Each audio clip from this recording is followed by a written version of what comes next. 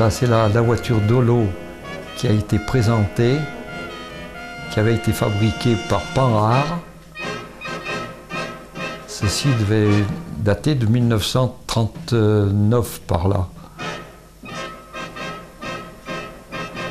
Alors elle est exposée sur la place de l'hôtel de ville.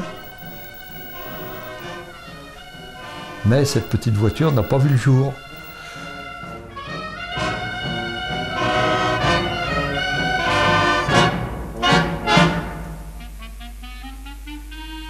Alors comme la Dolo, la Dolo, c'était une voiture qui a été présentée.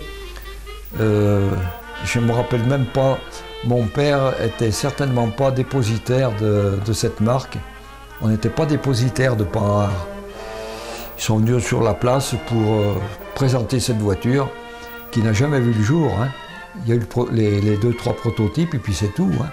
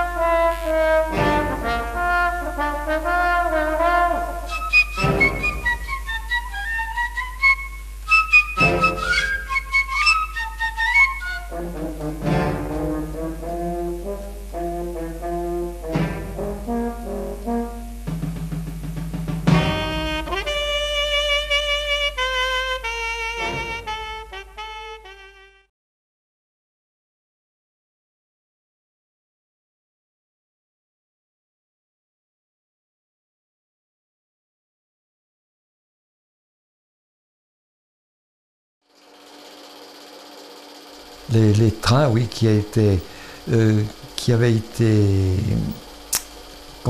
télescopés par les FFI, là, les forces françaises de l'intérieur.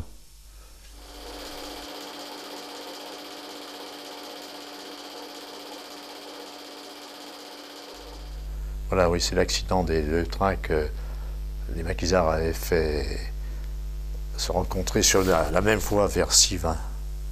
Eh bien, ils ont mis les locomotives, enfin 2 trains sur la même voie, qu'ils ont fait télescoper. C'était des trains de marchandises, il n'y avait pas de voyageurs là. C'était tous des trains de marchandises. Mais alors, ce qu'il y a eu, c'est qu'ils les ont fait télescoper pour couper les voies par le fait, pour que les voies ne soient plus utilisables. Alors que le trafic des Allemands ne pouvait plus emprunter la voie. C'est pour ça. Comme il y en a eu beaucoup en France. Hein. Il a déraillé, enfin, on l'a fait dérailler. Et la locomotive est restée très longtemps couchée dans le talus, là. Oui, il y a un paquet de gens qui sont allés voir. Ils sont même allés se servir parce que c'était un train de ravitaillement destiné à l'Allemagne. Et tout le monde allait s'approvisionner. On avait emmené, si vous vous souvenez, peut-être pas là, tous les produits comestibles, on les a emmenés dans l'église parce que les gens se précipitaient sur les wagons et chacun emportait qui des pâtes, qui du savon, évidemment. Et on a tout transporté dans l'église et 2 ou 3 jours après, il y a eu une distribution un peu plus équitable. Et évidemment, si on n'avait pas eu Radio Londres pour être au courant des événements, on n'aurait pas su grand-chose. Parce que Radio Paris, évidemment, c'était les Allemands. Ah ben, la vie à cette époque, c'était quand même la fin de la guerre. Il y avait les cartes de pain, cartes de viande, enfin, il y avait tout ça, là. Le couvre-feu, les volets, enfin, les fenêtres peintes en bleu ou les volets tirés.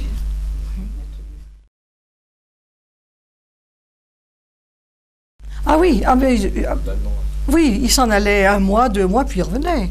C'était occupé tout le temps, plus ou moins. D'ailleurs, ils étaient à l'Éden le jour où ils ont pris les 4 résistants, là. Ils étaient à l'Éden et les 4 revenaient de faire leur petite tournée, de mettre de l'essence en sécurité. Ils sont arrivés là, ils les ont pris parce que le couvre-feu avait passé. Quand ils sont partis, les Allemands n'étaient pas à Feurs. Mais ils sont arrivés dans la journée. Et quand ils ont vu arriver la camionnette sur le boulevard, bien entendu, ils les ont arrêtés. Et contrôle. Et malheureusement pour eux, ben oui, parce qu'on leur avait bien dit de ne pas mettre des armes. Oui, mais ils les ont mis quand même, ils avaient mis 2 ou 3 mitraillettes, ce qui fait qu'ils ont été pris. Ça a été leur perte, oui.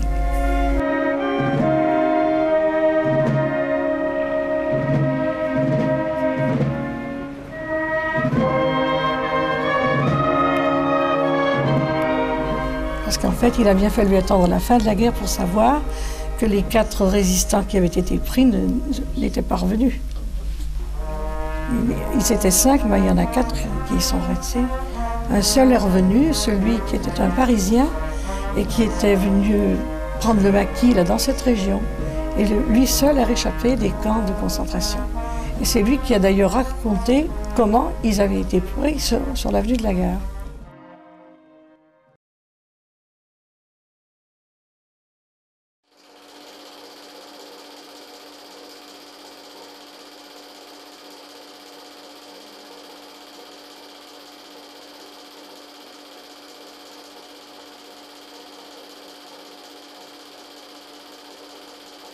Oh, je crains bien reconnaître. C'est le défilé des filles qui ont été tondues après la guerre. Moi, je ne l'ai d'ailleurs pas vu parce que je ne suis pas allée voir. Je trouvais que c'était pas... Non. Mon mari avait donné l'interdiction, mais comme ce n'était pas le groupe de la S, c'est le groupe FTP qui a tondu les filles. C'était les FTP. Et bon, ils sont venus demander quand même l'autorisation. Alors il leur a dit non, je suis contre, je ne vous donne pas l'autorisation, mais ils l'ont fait quand même.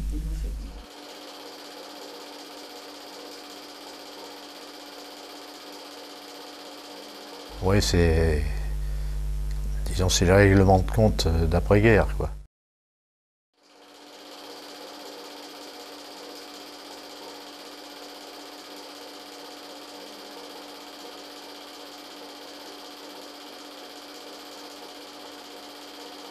Le comité de libération, ils étaient une dizaine d'hommes qui étaient à la tête du mouvement l'AS, c'est-à-dire l'armée secrète.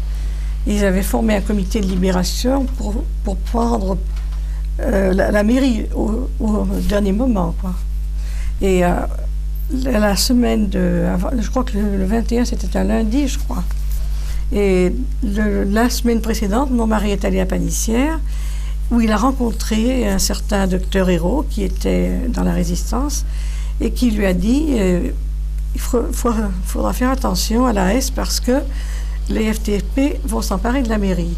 Alors on essayait d'éviter puisqu'en fait c'était les communistes qui... Donc ils se sont réunis à la mairie grâce à Dangerma qui était, lui, faisait partie de la S. Tout le monde l'ignorait à la mairie bien entendu puisque c'était une mairie, enfin... collabo, je ne sais pas jusqu'à quel point, mais enfin, ils venaient double jeu. Voilà. M. Dangerma a fait beaucoup de choses.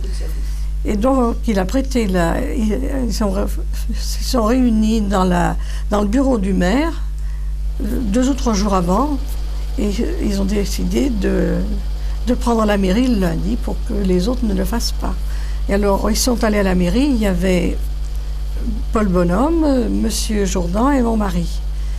Et alors, bon, ça s'est très très bien passé parce que M. Geny, il écoutait bien les informations aussi, il savait bien que c'était fini. Donc, ça s'est passé très très bien. Mon mari lui a dit, bon, vous voyez, M. Geny, elle a dit, oui, j'ai compris, c'est fini. Non, ça s'est bien passé. Dans le conseil municipal, je n'en dirais pas autant de certains. Il y en avait quelques-uns qui étaient très en colère. Mais enfin, ça, c'est leur affaire. Non, mais ça s'est passé très bien. Alors après... pendant 2 ou 3 jours, c'est le comité de résistance qui a administré la commune, mais si peu, parce qu'il n'y avait pas grand-chose à faire. Ils ont vite envisagé de rétablir M. Drivet. Donc ils sont allés le chercher, M. Drivet est venu, et ils ont organisé des élections pour la commune, des élections municipales qui se sont faites très vite. Ils ont formé un conseil municipal qui a dû durer justement, je ne sais pas jusqu'à quand. Je ne sais pas jusqu'à quand M. Drivet, il me semble qu'il est resté très peu de temps, C'est pourquoi, après, je pense que c'est M. Pariel qui a dû prendre la suite. Oui.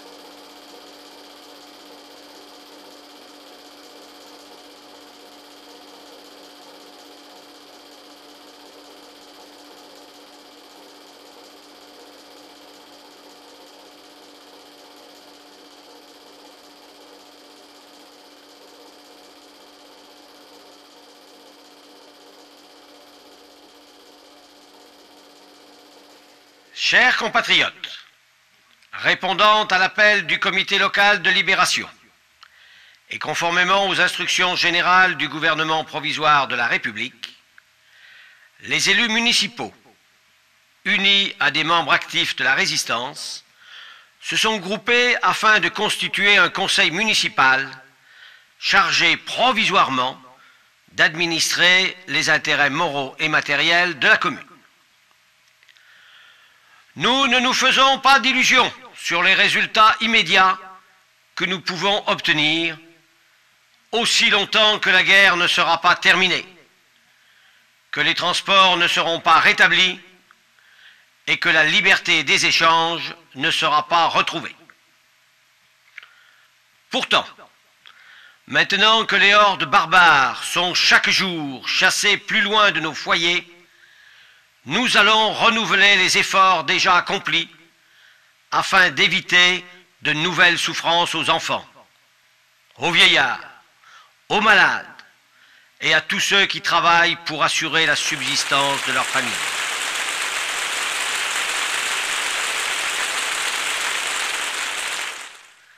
Avec Paris et presque toutes les grandes villes libérées par les forces françaises et celles de nos alliés, notre pays retrouve sa place au milieu des grandes Nations unies pour rétablir la paix et la conserver pour le plus grand bien de l'humanité.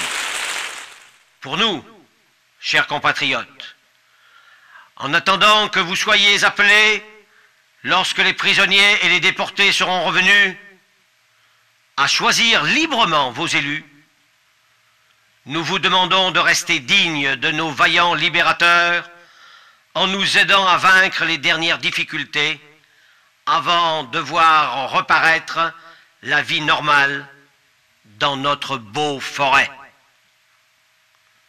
Nous voyons poindre la victoire définitive. Il est désirable que nous jetions un voile sur les défaillances et les aberrations personnelles, afin que le soleil de la liberté étende ses rayons bienfaisants sur tous les Français. Nous vous demandons de venir avec nous autour du monument, dans un sentiment d'union, nous recueillir et nous élever par la pensée à la hauteur des grands événements de notre pays. Vive la France! Vive la République!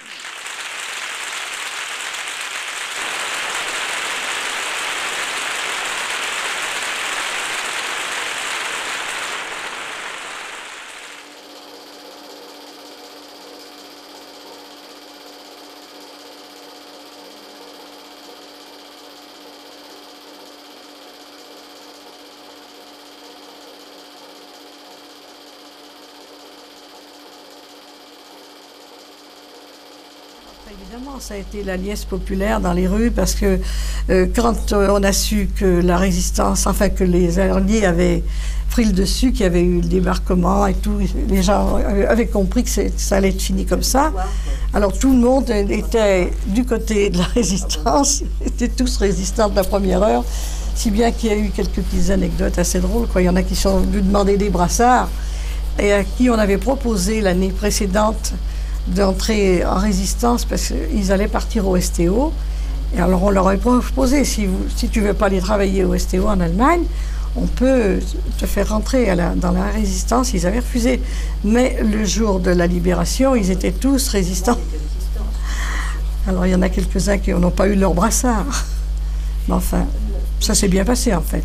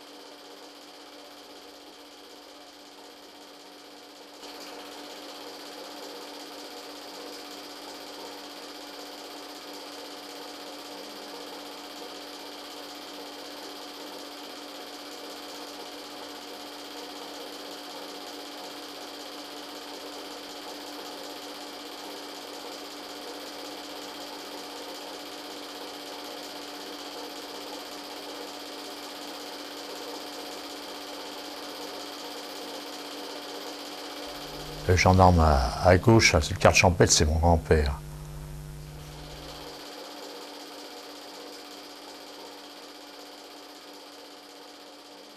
Ah ben voilà mon mari à droite et monsieur Bonhomme à gauche. Oui, voilà.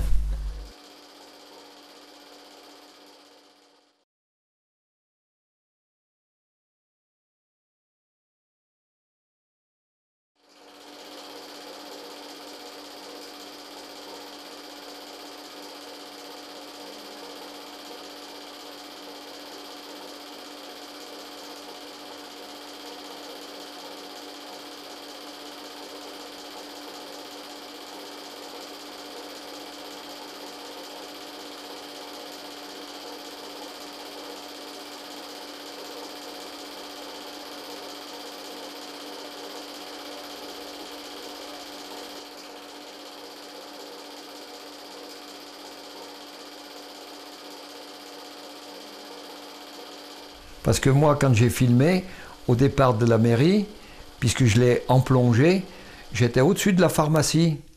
Elle existe toujours, la pharmacie, là, à l'angle de la rue Philibert-Motin, où il y a le colonel Combe maintenant. Elle y est toujours, eh ben, j'étais au-dessus.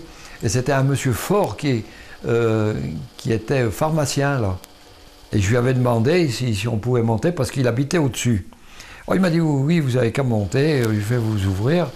Et j'avais filmé d'en haut, là.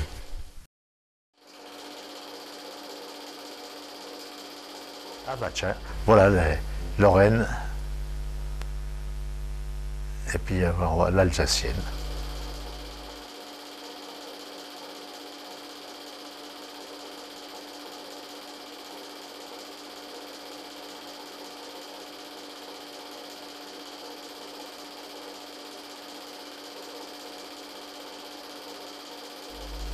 Monsieur Garand,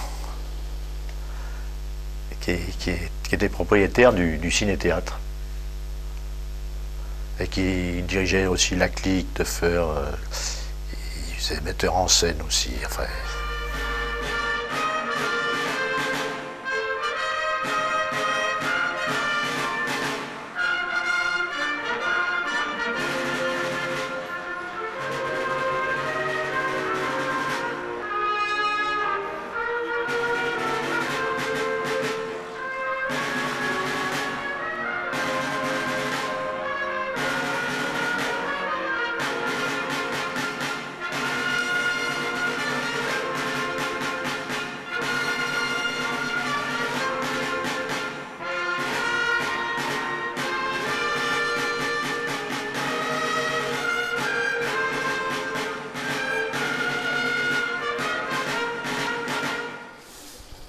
La circulation était faite par la Military Police qu'on avait déguisé Marcel Pro. C'est Marcel Pro qu'ils avaient... Vous vous souvenez pas de l'affaire? Ah bon, c'est lui qu'ils avaient habillé en Military Police. Il lui faisait faire le pauvre garçon. Il lui a en fait toutes les couleurs.